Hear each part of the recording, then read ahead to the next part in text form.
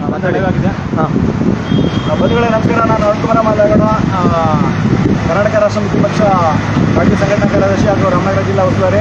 ಇವತ್ತು ನಾವು ರಾಮನಗರ ಜಿಲ್ಲೆಯ ತಂಡದ ಜೊತೆ ಇದ್ದೀವಿ.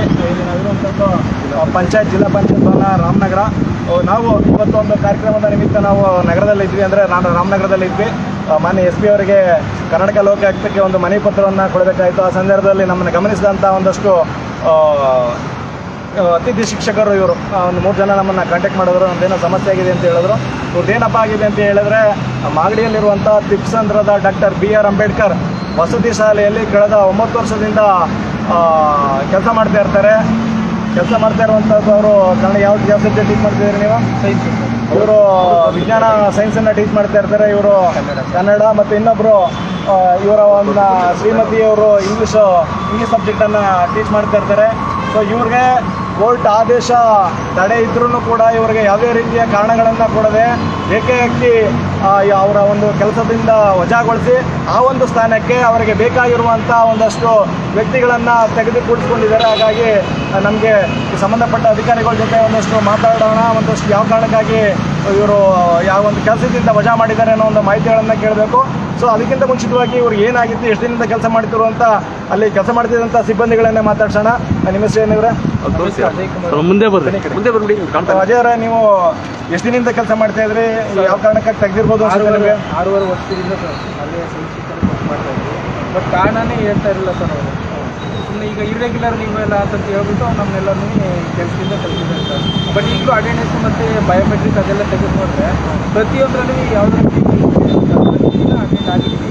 ಆದರೆ ಇನ್ನೊಬ್ಬರನ್ನ ಕ್ಲಿಯರ್ ಮಾಡ್ತಾರೆ ಸರ್. ಅವರಲ್ಲಿ ಏನಂತಂದರೆ ಬೆಳಿಗ್ಗೆ ಬಂದು ಮಧ್ಯಾಹ್ನಕ್ಕೆ ಹೊಂದಿದ್ರು. ಬಟ್ ನಾವು ಪ್ರತಿದಿನ ಬೆಳಿಗ್ಗೆಯಿಂದ ಸಾಯಂಕಾಲ ತನಕ ಬಂದು ಅಷ್ಟು ಪ್ರಾಂಪ್ಟಾಗಿ ಮಾಡ್ತಾ ಇದ್ವಿ. ಕಾರಣ ಹೇಳ್ತೀನಿ, ನೀವು ಅಲ್ಲೇ ವಾಸ ಇದ್ರೆ ಇಲ್ಲ ಅಲ್ಲಿ ಬಂದು ಹೋಗುವಂಥದ್ದು ಸರ್? ನಾವು ಅಲ್ಲೇ ಬಾಡಿಗೆ ಮನೆಗೆ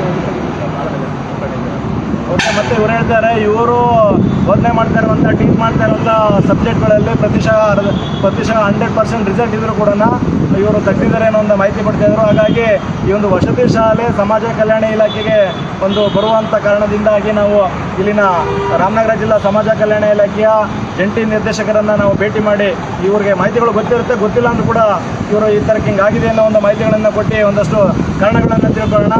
ಅವರ ಆಪ್ಷನ್ಸ್ ಏನು ಹೇಳ್ತಾರೆ ಒಂದಷ್ಟು ಕೇಳೋಣ ವಿಚಾರವಾಗಿ. ಹಾಗಾಗಿ ನಮ್ಮನ್ನು KRS ಪಕ್ಷದ ರಾಮನಗರ ಜಿಲ್ಲಾ ತಂಡ ಇವರ ಜೊತೆ ನಾವು ಇವತ್ತು ತಂದೆಯವರನ್ನು ಭೇಟಿ ಮಾಡೋಕೆ ಹೋಗ್ತಾ ಇದ್ದೀರಿ. ಬನ್ನಿ.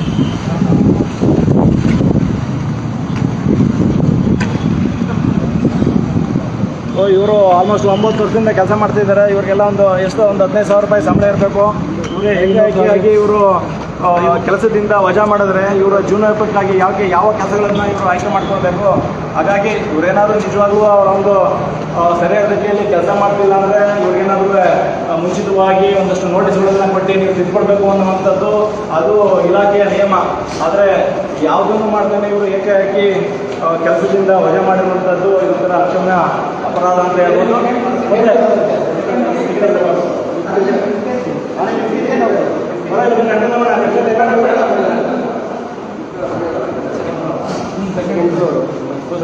ಹಾಗಾಗಿ ಅವರು ಆ ಒಂದು ಕೆಲಸವನ್ನು ನಂಬಿಕೊಂಡು ಜೀವನ ನಡೆಸ್ತಾ ಇರ್ತಾರೆ. ಹೆಂಡತಿ ಮಕ್ಕಳುಗಳು ಇರ್ತಾರೆ. ಆದರೆ ಏಕಾಏಕಿ ಹಿಂಗೆ ಕೆಲಸದಿಂದ ತೆಗೆದ್ರೆ ಇವರ ಜೀವನೋಪಾಯಕ್ಕಾಗಿ ಯಾವ ಕೆಲಸಗಳನ್ನ ಮಾಡ್ಕೋಬೇಕು. ಹಾಗಾಗಿ ಅವರು ನಿಜವಾಗ್ಲೂ ಅವರು ಸರಿಯಾದ ರೀತಿಯಲ್ಲಿ ಕೆಲಸ ಮಾಡಿಲ್ಲ ಅಂದರೆ ನಿಜವಾಗ್ಲೂ ಬಲವಾದ ಕಾರಣಗಳಿತ್ತು ಅಂದರೆ ಅವರನ್ನು ಇಲಾಖೆಯ ಕ್ರಮಗಳಿಂದ ಮಾಡಿ, ಆದರೆ ಇಲಾಖೆಯ ಕ್ರಮಗಳನ್ನು ಇವರು ಅನುಸರಿಸಿದೆ ಇವರಿಗೆ ಕೆಲಸವನ್ನು ತೆಗೆದಿದೆ ಅಂತ ಇವರು ಹೇಳ್ತಿದ್ದಾರೆ. ಆದರೆ ಇನ್ನು ಮಾನ್ಯ ಜಂಟಿ ನಿರ್ದೇಶಕರ ಹತ್ರ ಮಾಹಿತಿಯನ್ನು ತೆಗೆದುಕೊಳ್ಳೋಣ ಏನಾಗಿರ್ಬೋದು ಅನ್ನೋದು. ಇದು ನಾವು ಮಾನ್ಯ SP ಆಫೀಸರ್ನ ಕಚೇರಿಗೆ ಒಂದು ದೂರನ್ನು ಕೊಡೋಕ್ಕೆ ಹೋದಂಥ ನಮ್ಮ ತಂಡವನ್ನು ಗಮನಿಸಿ ಅವರು ನಮ್ಮ ಹತ್ರ ಹಿಂಗಾಗಿದೆ ಅಂತ ಹೇಳಿ ಬಂದಿರುವಂಥ ಸಂದರ್ಭ. ಹಾಗಾಗಿ ಒಂದು ಉನ್ನತ ಮಾಹಿತಿಗಳನ್ನು ಕೇಳೋಣ. ಹೀಗಾಗಿ ನೋಡಲ್ಲಿ ಸಾಕಷ್ಟು ಎಲ್ಲ ಪಂಚಾಯತ್ ಕಚೇರಿಗಳಿದೆ. ನಾವು ಹೋಗ್ಬೇಕಾಗಿರುವಂಥದ್ದು ಸಮಾಜ ಕಲ್ಯಾಣ ಇಲಾಖೆಯ ಉಪನಿರ್ದೇಶಕರ ಕಚೇರಿ, ಸಮಾಜ ರಾಮನಗರ ಜಿಲ್ಲಾ ಪಂಚಾಯತ್ ಉಪನಿರ್ದೇಶಕರ ಕಚೇರಿ, ಸಮಾಜ ಕಲ್ಯಾಣ ಇಲಾಖೆ, ಉಪನಿರ್ದೇಶಕರ ಕಚೇರಿ, ಶಾಲಾ ಶಿಕ್ಷಣ ಇಲಾಖೆ.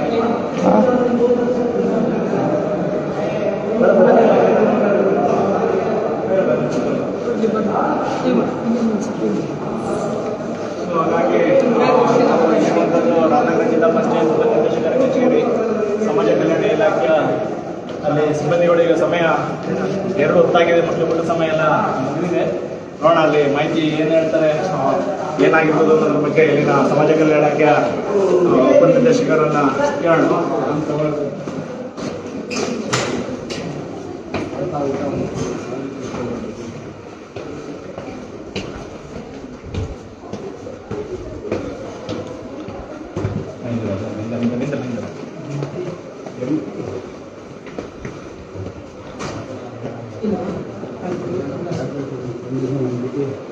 ಕಚೇರಿ 2 ಕಾಲಾಗಿದೆ. ಇಲ್ಲಿ ಉಪನಿರ್ದೇಶಕರ ಕಚೇರಿಯಲ್ಲಿ ಆ ಕಚೇರಿ ಕೊಠಡಿ ಒಳಗೆ ಯಾರು ಕಾಣ್ತಾ ಇಲ್ಲ, ಆದರೆ ಇಲ್ಲಿನ ಸಿಬ್ಬಂದಿಗಳು ಯಾರಾದರೂ ಕೇಳೋಣ. ಏನಾದರೂ ಇದರ ಉಪನಿರ್ದೇಶಕರು ಮೇಡಮ್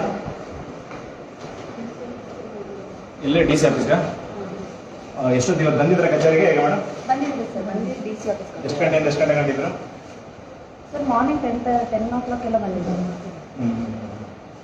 ಈಗ ಒಂದು ಕೆಲಸ ಮಾಡಿ, ಅದು ನಂಬರ್ ಇದೆಯಾ? ನಂಬರ್ ಇದ್ರೆ ನಂಬರ್ ತಗೊಳ್ಳಿ. ಅಲ್ಲ ಅವ್ರು ಇಲ್ಲಿ ನಾವು ಇಲ್ಲಿ ಬಂದಿದ್ದೀವಿ, ಅಲ್ಲೂ ಸಿಗ್ತಾರಂತ ಇರ್ತೀವಿ, ಅಲ್ಲೋಗಿ ಅಲ್ಲೂ ಸಿಗ್ತಾರೆ ಅಂತ ಆಗ್ಬಾರ್ದಲ್ಲ. ನಂಬರ್ ಕೊಡಿ, ನಂಬರ್ ಬರ್ಕೊಡಿ. ನಂಬರ್ ಹೇಳೋದು ಬೇಡ, ನಂಬರ್ ಬರ್ಕೊಡಿ. ನಂಬರ್ ಯಾರು ಇನ್ನೊಂದು ನಂಬರ್ ಫೋನ್ ಮಾಡೋಣ. ಸೊ ಈ ಸಲ ವಿಚಾರ ಬಂದಿದೆ ಅಂತ ಹೇಳಿ ಒಂದಷ್ಟು ವಿಚಾರಗಳನ್ನು ತಿಳಿಸೋಣ. ಅವ್ರು ನಮಗೆ ತರೋಣ, ಸಾಧ್ಯವಾದರೆ ಒಂದು 5 ನಿಮಿಷದಲ್ಲಿ ಬರ್ಬೋದು ಅನ್ನಂಗಿದ್ರೆ ಬರೋಂತ ತನಕ ವೆಯ್ಟ್ ಮಾಡೋಣ.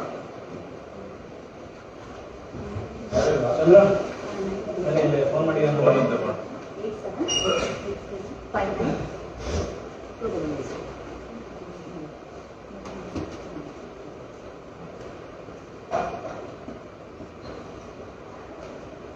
ಹೇಳಿ, ನಂಬರ್ ಹೇಳಿ.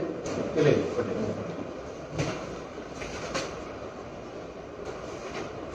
ನಿಮಗೆಲ್ಲ ಐಡಿ ಕಾರ್ಡ್ ಕೊಟ್ಟಿಲ್ವಾ? ಅಲ್ಲಿ ಮಾತಾಡ್ಸೋಣ ಚಂದ್ರ, ಕೇಳ.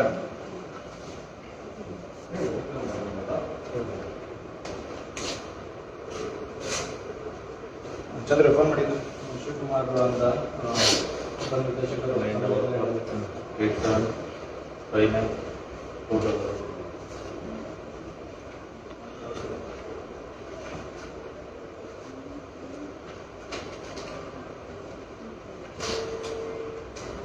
ಡಯಲ್ ಆಗ್ತಾ ಇದೆ.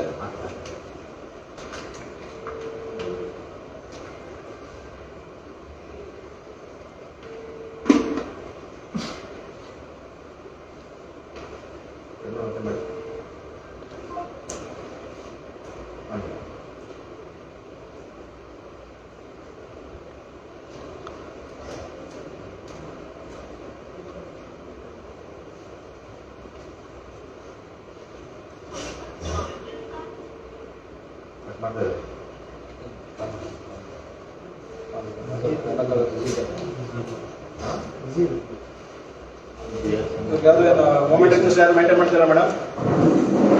ಅವ್ರು ಇದೆಯಾ ಮೊಮೆಂಟ್ ರಿಜಿಸ್ಟರ್? ಇರ್ಬೇಕಲ್ವಾ? ಯಾರು ಮೇಂಟೈನ್ ಮಾಡ್ತಿದ್ದಾರೆ? ಅದು ಕೊಠಡಿಯಲ್ಲಿ ಇದೆಯಾ? ಹೇಗೆ ಚಲನವಲನಗಳ ವಹಿ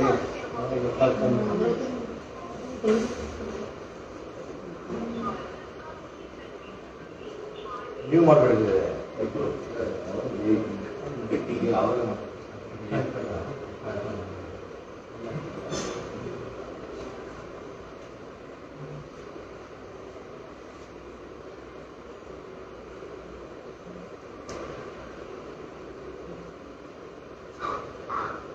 ಸರ್ ನಮಸ್ಕಾರ, ಶಿವಕುಮಾರ್ ಅವರ?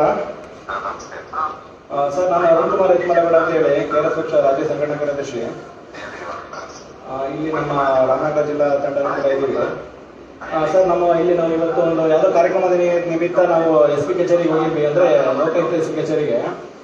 ಸೊ ಆ ಒಂದು ಸಂದರ್ಭದಲ್ಲಿ ನಮ್ಮನ್ನ ಗಮನಿಸಿದಂಥ ಮಾಗಡಿ ತಾಲೂಕಿನ ತಿಪ್ಸಂದ್ರದ ಡಾಕ್ಟರ್ BR ಅಂಬೇಡ್ಕರ್ ಪ್ರೌಢಶಾಲೆಯ ಒಂದಷ್ಟು ಸಿಬ್ಬಂದಿಗಳು, ಅಂದರೆ ಅಲ್ಲಿ ಕೆಲಸ ಮಾಡ್ತಿದ್ದಾರಂಥವ್ರು ನಮ್ಮನ್ನ ಬಂದು ಕಾಂಟ್ಯಾಕ್ಟ್ ಮಾಡಿದ್ದಾರೆ. ಇಲ್ಲಿದ್ದೀರಾ ಸರ್? ಹೌದಾ? ಎಷ್ಟೊತ್ತಾಗ್ಬೋದು? ಅಲ್ಲೇ ಭೇಟಿ ಮಾಡ್ಬೋದಾ ಇಲ್ಲ ಇಲ್ಲಿ ಇಲ್ಲಿ ಬನ್ನಿ ಬರ್ಬೋದಾ? ಎಷ್ಟೊತ್ತಾಗ್ಬೋದು ಸರ್? ಓಕೆ, ವಿಚಾರ ಹೇಳ್ತೀವಿ, ಸ್ವಲ್ಪ ದಯಮಾಡಿ ಕೇಳಿಸ್ಕೊಳ್ಳಿ.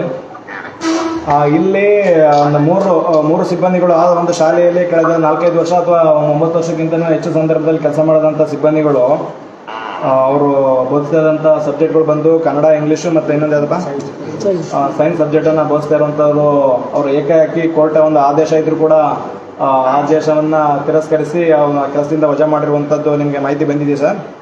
ಕೆಲಸದಿಂದ ವಜಾ ಮಾಡಿರೋದು ಮಾಹಿತಿ ಬಂದಿಲ್ಲ ನನಗೆ. ಮಾಹಿತಿ ಬಂದಿಲ್ವಾ? ಬಂದಿಲ್ಲ. ಈಗ ಈ ಥರಕ್ಕೆ ಇನ್ ಕೇಸ್ ಏನಾದರೂ ಯಾವ್ದಾರ ಉಲ್ಲಂಘನೆ ಅಥವಾ ಅವ್ರೇನೋ ಶಿಸ್ತು ಕ್ರಮ ಏನಾದ್ರು ಜರುಗಿಸ್ಬೇಕು ಅಂದ್ರೆ ಅವ್ರನ್ನ ನೋಟಿಸ್ ಕೊಟ್ಟು ತೆಗೆಯುವಂಥದ್ದು ಇರುತ್ತೆ ಅಲ್ವಾ? ಈಗ ಆ ಥರದ್ದು ಏನಾದ್ರು ನಿಮ್ಮ ಕ್ರಮ ಅನುಸರಿಸೋ ಕಡೆ ಏನಾರು ಆಗಿದೆ ಸರ್ ನಿಮ್ಮ ಕಡೆಯಿಂದ? ನಮಗೆ ನಮ್ಮಿಂದ ಏನು ಬಂದಿಲ್ಲ ಅಂತಾನೆ ತಮಗೆ ಸ್ಪಷ್ಟವಾಗಿ ಹೇಳ್ತಾ ಇದ್ದೀನಿ. ಈಗ ಆಯಿತು, ಈಗ ನೀವು ಈಗ ಇವ್ರದ್ದು ಏನಾಗಿದೆ ಅನ್ನೋದು ಇಲ್ಲಿ ಫೋನಲ್ಲಿ ಮುಖಾಂತರ ಹೇಳುವಂಥದ್ದು ಚೆನ್ನಾಗಿ ಕಾಣಲ್ಲ. ಸೊ ಅವ್ರು ಖುದ್ದಾಗಿ ಭೇಟಿ ಮಾಡಿ ಅವರು ನಿಮಗೆ ಬೇಕಾಗಿರುವಂಥ ಒಂದಷ್ಟು ರಿಕ್ವೈರ್ಡ್ ಡಾಕ್ಯುಮೆಂಟ್ಸ್ಗಳನ್ನ ಕೊಡ್ತಾರೆ. ಅದಾದ್ರೆ ಮಾತ್ರ ಈ ಒಂದು ಪ್ರಕ್ರಿಯೆಗಳು ಯಾವ ಥರ ಆಗ್ತವೆ ಸರ್? ಈಗ ಯಾರೋ ಒಬ್ಬರನ್ನ ಅವರು ಒಂದು 6-7 ವರ್ಷ ಕೆಲಸ ಮಾಡಿದ್ದಾರೆ ಅಂದರೆ ಅವ್ರು ಏಕಾಏಕಿ ಯಾವುದೇ ಒಂದು ಶಿಸ್ತು ಕ್ರಮ ಜರುಗಿಸಬೇಕು ಅಂದ್ರೆ ಒಂದು ಕಾನೂನಡಿಯಲ್ಲಿ ಅವ್ರಿಗೆ ನೋಟಿಸ್ ಕೊಟ್ಟು ತೆಗೆಯುವಂಥದ್ದು ಇರುತ್ತೆ. ಆದರೆ ಆ ಥರದ್ದು ಅಂಥದ್ದು ಯಾವುದೂ ಆಗಿಲ್ಲ. ಇದು ನಿಮ್ಮ ಕಡೆಯಿಂದನೂ ಆಗಿಲ್ಲ ಅಂದರೆ ನಿಮ್ಮ ಕೆಳಹಂತದ ಅಧೀನಾಧಿಕಾರಿಗಳು ಯಾವ ರೀತಿ ನೀವು ಶಿಸ್ತು ಕ್ರಮ ಜರುಗಿಸ್ಬೋದು ಸರ್? ನಾನು ಚೆಕ್ ಮಾಡ್ತೀನಿ, ವೆರಿಫೈ ಮಾಡಿ ಮಾತಾಡ್ತೀನಿ ತಮಗೆ. ನಾನು ಮಾಹಿತಿ ಪೂರ್ಣ ಇಲ್ಲೇ ಮಾತಾಡೋದು ತಪ್ಪಾಗುತ್ತೆ. ಹಾಗಾಗಿ ಅದು ಯಾರಿಗೂ ಅವರ ಹಿತೈಷಿಗಳು ಬೇಕಾಗಿರುವಂಥದ್ದನ್ನ ತಗೊಬಂದು ಕೂರಿಸಿರುವಂಥದ್ದು ಹೆಂಗೆ ಏನೋ ಗೊತ್ತಿಲ್ಲ. ಹಾಗಾಗಿ ಇಲ್ಲಿ ನಿಮ್ಮ ಒಂದು ವಸತಿ ಶಾಲೆಯಲ್ಲಿ ಕೆಲಸ ಮಾಡಿದಂಥ ಸಿಬ್ಬಂದಿಗಳನ್ನು ಏಕಾಕಿ ತೆಗೆದ್ರೆ ಅವರು ಯಾವ ಕೆಲಸಗಳನ್ನು ಮಾಡಬೇಕು ಅನ್ನೋದನ್ನ ಜನಸಾಮಾನ್ಯರು ಕೇಳ್ತಾ ಇದ್ದಾರೆ. ಹಾಗಾಗಿ ಪರಿಶೀಲನೆ ಮಾಡ್ತೀನಿ. ನಾನು ಪೂರ್ಣ ಮಾಹಿತಿ ತಿಳಿದ್ರೆ ನೀವು ಮಾತಾಡೋದ್ರೆ ತಪ್ಪು ಮಾಹಿತಿ ಕೊಟ್ಟಕ್ಕಾಗುತ್ತೆ. ಸರಿ ಸರ್, ಅವ್ರು ರಿಕ್ವೈರ್ಡ್ ಡಾಕ್ಯುಮೆಂಟ್ಸ್ನ ಕೊಡ್ತಾರೆ. ದಯಮಾಡಿ ನೀವು ಪ್ರಾಮಾಣಿಕವಾಗಿ ಇವ್ರಿಗೆ ಸಾಧ್ಯವಾದರೆ ಅಂತಲ್ಲ, ಇವ್ರಿಗೆ ಸರಿಯಾದ ರೀತಿಯಲ್ಲಿ ಕ್ರಮಗಳನ್ನು ಅನುಸರಿಸದೇ ಇವರು ತೆಗೆಯುವಂಥದ್ದಾಗಿದ್ದರೆ ದಯಮಾಡಿ ಅವರನ್ನ ಮತ್ತೆ ಕೆಲಸಕ್ಕೆ ಸೇರಿಕೊಂಡು ಒಂದು ಸಂಸ್ಥೆಯಲ್ಲಿ ಕೆಲಸ ಮಾಡೋದಕ್ಕೆ ಅವಕಾಶ ಮಾಡಿಕೊಡ್ಬೇಕು. ಮತ್ತೆ ಇವರು ಅಲ್ಲಿ ನಿಮ್ಮ ಹಂತದ ಬಿಟ್ಟರೆ ಇನ್ನು ಯಾರೋ ಡಿಸಿಷನ್ ಮೇಕರ್ ಯಾರು ಇರ್ತಾರೆ ಸರ್?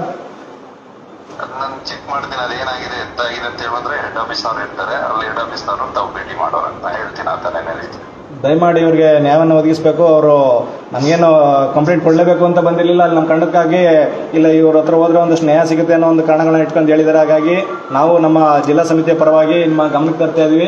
ದಯಮಾಡಿ ಇದನ್ನು ಸರಿಯಾದ ರೀತಿಯಲ್ಲಿ ಇದೊಂದು ಇವ್ರಿಗೆ ಮರು ಕೆಲಸವನ್ನು ಕೊಡಿಸುವಂಥದ್ದಾಗಬೇಕು ಸರ್. ನಾನು ವೆರಿಫೈ ಮಾಡ್ತೀನಿ. ಓಕೆ, ನಮ್ಮವ್ರು ನಿಮಗೆ ಮತ್ತೆ ಫೋನ್ ಮಾಡ್ತಾರೆ. ಇದೇನಾಗಿದೆ ಅಂದ್ಬಿಟ್ಟು ನಮ್ಮ ಚಂದ್ರಶೇಖರ್ ನಿಮ್ಮ ಜೊತೆ ಟಚಲ್ಲಿ ಇರ್ತಾರೆ. ದಯವಿಟ್ಟು ಆಫೀಸ್ಗೆ ಬರಲಿ, ತೊಂದರೆ ಇಲ್ಲ. ನಾನು ವೆರಿಫೈ ಮಾಡಿ ಮಾತಾಡ್ತೀನಿ. ಓಕೆ, ಸರಿ ಸರ್, ಆಯಿತು, ಧನ್ಯವಾದಗಳು ಸರ್. ಮತ್ತೆ ಇನ್ನೊಂದು ದಯಮಾಡಿ ನೀವು ಕೆಲಸ ಮಾಡುವಂಥ ಸಂದರ್ಭದಲ್ಲಿ ದಯಮಾಡಿ ಸಿಬ್ಬಂದಿಗಳು ನೀವು ಅರೆಕಾಲಿಕನ ಪರ್ಮನೆಂಟ್ ಏನೋ ಗೊತ್ತಿಲ್ಲ, ID ಕಾರ್ಡ್ ಕೊಟ್ಟಿರ್ತಾರೆ. ID ಕಾರ್ಡ್ಗಳೆಲ್ಲ ಹಾಕೊಳ್ಳಿ. ನಿಮ್ಗೆ ಇಲ್ಲೆಲ್ಲ ಕೆಲಸ ಮಾಡ್ತಾ ಇರೋದು ಅಂತ ಘನತೆ ಕೊಡುವಂಥ ವಿಚಾರಗಳಲ್ವಾ? ದಯಮಾಡಿ ಹಾಕೊಳ್ಳಿ, ಘನತೆಯಿಂದ ಕೆಲಸ ಮಾಡಿ. ಬರೀ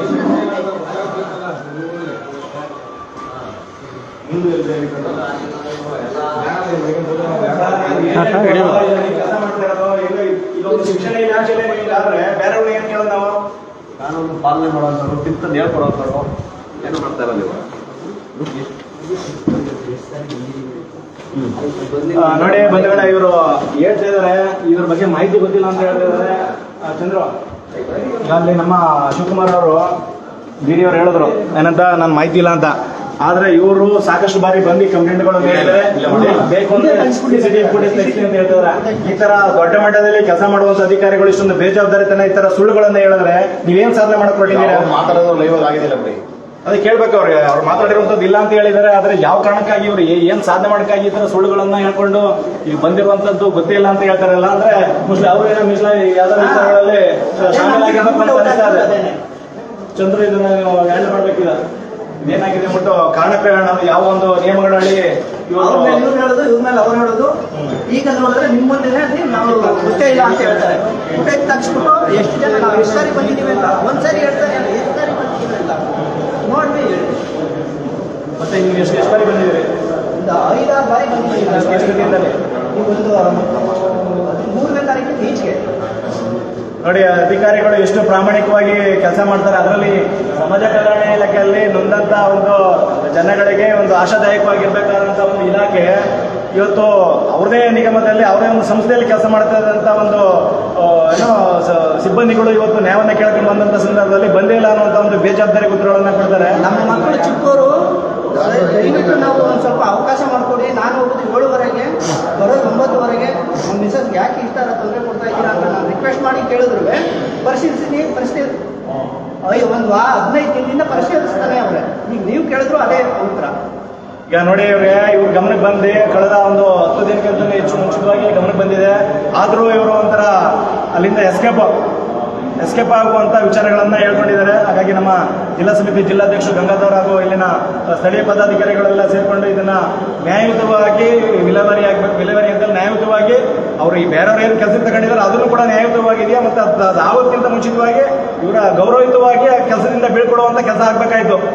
6-7 ವರ್ಷ ಕೆಲಸ ಮಾಡಿರ್ತಾರೆ ಅಂದರೆ ಅವ್ರಿಗೇನು ಗೌರವ ಇಲ್ವಾ?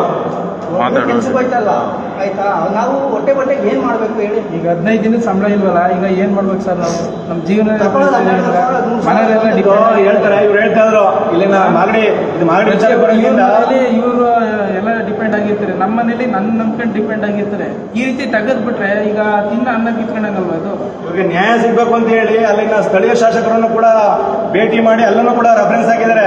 ಆ ಒಂದು ಶಾಸಕರ ಒಂದು ಸಿಗ್ನೇಚರ್ಗೂ ಕೂಡ ಇವರು ಒಂದು ಹಣ ಒಂದು ಕಿಮ್ಮತ್ತು ಕೊಡ್ತಾ ಇಲ್ಲ ಅಂದ್ರೆ ಯಾವ ಸಂದರ್ಭ ಯಾವ ರೀತಿ ಒಂದು MLA ಆಗಿ ಅವರ ಒಂದು ಮಾತಿಗೆ ಒಂದು ಬೆಲೆ ಸಿಗ್ತಾ ಇಲ್ಲ ಅಂತ ಹೇಳಿದ್ರೆ ಏನ್ ಮಾಡ್ತಾ ಇದ್ದಾರೆ ಅಧಿಕಾರಿಗಳು? ಈಗ ಒಬ್ಬ ಶಾಸಕರಾಗಿರುವಂಥದ್ದು ರೆಕಮೆಂಡ್ ಮಾಡ್ತಾ ಇದ್ದಾರೆ ಅಂದ್ರೆ ಸರಿಯಾಗಿರುವಂತಹ ವಿಚಾರಗಳಿಗೆ ತಾನೇ ರೆಕಮೆಂಡ್ ಮಾಡುವಂತದನ್ನ ಅನ್ಕೊಂಡ ಭಾಷಣ ಈ ಸಂದರ್ಭದಲ್ಲಿ. ಅದಾದ್ರೆ ಅವರು ರೆಕಮೆಂಡ್ ಮಾಡೋದಕ್ಕೂ ಇವರು ಯಾವುದೇ ಒಂದು ರೀತಿಯ ಒಂದು ಕಿಮ್ಮತ್ತನ್ನು ಕೊಡದಿರುವಂತದ್ದು ಇವರ ಶಿವಕುಮಾರ್ ಅವರ ಬೇಜವಾಬ್ದಾರಿತನ ತೋರಿಸ್ತಾರೆ. ಹಾಗಾಗಿ ದಯಮಾಡಿ ಶಿವಕುಮಾರ್ ಅವರೇ ನಮ್ಮ ಲೈವ್ ನೋಡ್ತಾ ಇರುವಂತವ್ರು ದಯಮಾಡಿ ಇವರು ಯಾವುದೇ ರೀತಿಯಲ್ಲಿ ತೊಂದರೆ ಆಗಬಾರ್ದು. ಇವರು ತಿರ್ಗಾ ಮರು ಕೆಲಸಕ್ಕೆ ಬರುವಂತದ್ದಾಗಬೇಕು. ಮತ್ತೆ ಕೆಲಸಕ್ಕೆ ತೆಗೆಯೋಕ್ಕಿಂತ ಮುಂಚಿತವಾಗಿ ನೀವು ಅನುಸರಿಸಬೇಕಾದ ಕ್ರಮಗಳನ್ನು ಅನುಸರಿಸಿಲ್ಲ ಅನ್ನುವಂಥದ್ದು ನಮ್ಗೆ ಯಾಕೋ ಒಂಥರ ಖಾತ್ರಿ ಆಗ್ತಾ ಇದೆ. ಹಾಗಾಗಿ ದಯಮಾಡಿ ಸರಿಯಾಗಿ ಪ್ರಾಮಾಣಿಕವಾಗಿ ಕೆಲಸ ಮಾಡಿ. ಇಲ್ಲಾಂದ್ರೆ ನೀವು ಜಾಸ್ತಿ ದಿನ ಇಲಾಖೆಗಳಲ್ಲಿ ಕೆಲಸ ಮಾಡೋದು ಅಂತ ಜನಸಾಮಾನ್ಯರಿಗೆ ಏನು ಅನುಕೂಲ ಆಗಲ್ಲ. ಯಾವುದೋ ಒಂದು ಇಲಾಖೆಯಲ್ಲಿ ಒಂದು ಉನ್ನತ ಅಧಿಕಾರಿ ಕೆಲಸ ಮಾಡ್ತಾ ಇದ್ದಾರೆ ಅಂದ್ರೆ ಅದರ ಒಂದು ಅನುಕೂಲ ಜನಸಾಮಾನ್ಯರಿಗೆ ಆಗಬೇಕು. ಎಲ್ಲಿ ಜನಸಾಮಾನ್ಯರಿಗೆ ಏನೆಲ್ಲ ಆಗ್ತಾ ಇದೆ, ತೊಂದರೆ ಆಗ್ತಿದೆಯಲ್ಲ. ಹಾಗಾಗಿ ಸರಿಯಾದ ರೀತಿಯಲ್ಲಿ ಕೆಲಸ ಮಾಡಬೇಕು ಅಂತ ನಾವು KRS ಪಕ್ಷದಿಂದ ನಿಮ್ಗೆ ಆಗ್ರಹಿಸ್ತಾ ಇದ್ದೀವಿ. ಇವ್ರಾಗಿರುವಂತಹ ತೊಂದರೆಗಳನ್ನು ಆದಷ್ಟು ಬೇಗ ಸರಿಪಡಿಸಿ ಅಂತ ನಾವು ಈ ಸಂದರ್ಭದಲ್ಲಿ ನಿಮ್ಮನ್ನು ಕೇಳ್ಕೊಂಡು ಲೈವ್ ನೋಡ್ತಾ ಇದ್ರೆ ಗಮನಿಸಿ. ದಯಮಾಡಿ ಇವರಿಗೆ ಸರಿಯಾದ ರೀತಿಯಲ್ಲಿ ಕೆಲಸ ಆಗಬೇಕು. ನಮ್ಮ ಜಿಲ್ಲಾ ಸಮಿತಿಯವರು ಇವ್ರ ಜೊತೆ ಬಂದು ಕೆಲಸವನ್ನ ಮಾಡ್ತಾರೆ. ದಯಮಾಡಿ ಸರಿಯಾದ ರೀತಿಯಲ್ಲಿ ಕೆಲಸ ಮಾಡಬೇಕು ಅಂತ ಹೇಳ್ಕೊಂಡು ಈ ಒಂದು ಲೈವ್ ನ ಮುಗಿಸ್ತಾ ಇದೀವಿ. ಇಂಜಿನಿಯರ್ ತಗೊಂಡಿದ್ದಾರೆ, ಇವ್ರನ್ನ ಕೈ ಬಿಟ್ಟಿದ್ದಾರೆ. ಅವ್ರು ದುಡ್ಡು ಕೊಟ್ಟಿದ್ದಾರೆ. ಹಿಂದಿ ಸಬ್ಜೆಕ್ಟ್ ಅವರ ಹಿಂದಿ ಸಬ್ಜೆಕ್ಟ್ ಅವ್ರನ್ನ 4 ಜನ ಕಂಟೆಂಪ್ಟ್ ತಂದಿರೋದು. ಅವರು ಒಬ್ಬನ್ ತಗೊಂಡಿದ್ದಾರೆ, 3 ಜನ ಕೈ ಬಿಟ್ಟಿದ್ದಾರೆ. ಅಂದ್ರೆ ಏನರ್ಥ? ಅವ್ರು ದುಡ್ಡು ಕೊಟ್ಟಿದ್ದಾರೆ, ನಾವು ಕೊಡೋಕ್ಕಾಗಿಲ್ಲ, ನಮ್ಮ ಕೈಲಿ ಇಲ್ಲ ದುಡ್ಡು. ಹಾಗಾಗಿ ಇದು ಮಾಡಿ. ಹಾಗಾದ್ರೆ ನೀವು ಡೈರೆಕ್ಟ್ ಲೋಕಾಯುಕ್ತಕ್ಕೆ ಕಂಪ್ಲೇಂಟ್ ಕೊಡ್ಬೋದಲ್ಲ ನೀವು? ನಂಗಾದ್ರೆ ನಾವು ಕೊಡೋಕೆ ಹೋಗಿದ್ದು, ನೀವು ಸಿಕ್ತಕ್ಕೆ ನಿಮ್ಮ ಮೊರೆ ಬಂದಿತ್ತು. ನಾವು ಅವ್ರಿಗೆ ದುಡ್ಡು ಕೊಟ್ಟಿರೋದು ಏನಾದ್ರು ದಾಖಲೆ ಅವ್ರಿಗೆ ಹೇಳಿದ್ರು ಲೋಕಾಯುಕ್ತದಲ್ಲಿ ಸಾಕ್ಷಿಗಳಿಲ್ದೇನೆ ಅವ್ರು ಯಾವ್ದೇ ತರದಲ್ಲಿ ದಾಖಲೆಗಳನ್ನ ತಗೊಳ್ಳಲ್ಲ. ಹಂಗೆ ಹೇಳಿದ್ದೀಗ. ಹಾಗಾಗಿ ನಿಮ್ಗೆ ಏನಾದ್ರು ನಿಖರವಾಗಿ ಅದರ ಆಡಿಯೋ ಅಥವಾ ಇನ್ನೊಂದಿನ ಸಾಕ್ಷಿಗಳಿತ್ತು ಅಂದ್ರೆ ಅವರ ವಿರುದ್ಧ ನೀವು ದೂರ ದಾಖಲಾಗಬಹುದು. ಇಲ್ಲ ಅಂದ್ರೆ ಇವ್ರ ಮೇಲ್ಪಟ್ಟು ಯಾರು ಇರ್ತಾರೆ ಅವ್ರನ್ನ ಇವ್ರನ್ನ ಮೇಲ್ಪಟ್ಟು ಯಾರು ಸರ್ ವಿಚಾರಣೆ ಮಾಡಬೇಕು. ಆದ್ರೆ ಇದು ಯಾವ ಕಾರಣಕ್ಕೆ ಈ ಅನುಸರಿಸುವಂತ ಕ್ರಮಗಳ ಬಗ್ಗೆ ನೀವು ಮಾಹಿತಿ ಕೇಳಬೇಕು ಸಾರ್ವಜನಿಕವಾಗಿ. ಸೊ ಇಷ್ಟು ವಿಚಾರ ದಯಮಾಡಿ ಇದನ್ನ ಸಂಬಂಧಪಟ್ಟ ಇವರ ಮೇಲಧಿಕಾರಿಗಳು ಕೂಡ ಇವರಿಗೆ ಆಗಿರುವಂತ ಅನ್ಯಾಯವನ್ನು ಸರಿಪಡಿಸಬೇಕು ಅಂತ ಈ ಮೂಲಕ ಕೇಳ್ತಾ ಇದೀವಿ. ಸ್ಥಳೀಯ ಶಾಸಕರಿಗೆ ಇಲ್ಲೇನು ಕಿಮ್ಮತ್ತಿನ ಪೈಸೆ ಏನು ಇಲ್ಲ, ಇಲ್ಲಿ ಏನು ಪ್ರಯೋಜನ ಇಲ್ಲ ಅನಿಸ್ತಾ ಇದೆ. ಇವ್ರು ಮಾಡ್ತಾ ಇರುವಂತ ಕೆಲಸಗಳನ್ನ ನೋಡಿದ್ರೆ ಏನ್ ಕೆಲಸ ಮಾಡ್ತಾರೆ, ದಯಮಾಡಿ ಕೆಲಸ ಮಾಡಬೇಕು ಉನ್ನತ ಅಧಿಕಾರಿಗಳು ಅಂತ ಈ ಮೂಲಕ KRS ಪಕ್ಷದಿಂದ ಆಗ್ರಹಿಸಿಕೊಂಡು ಈ ಒಂದು ಲೈವ್ ಅನ್ನ ಎಂಡ್ ಮಾಡ್ತೀವಿ. ಎಲ್ಲರಿಗೂ ನಮಸ್ಕಾರ.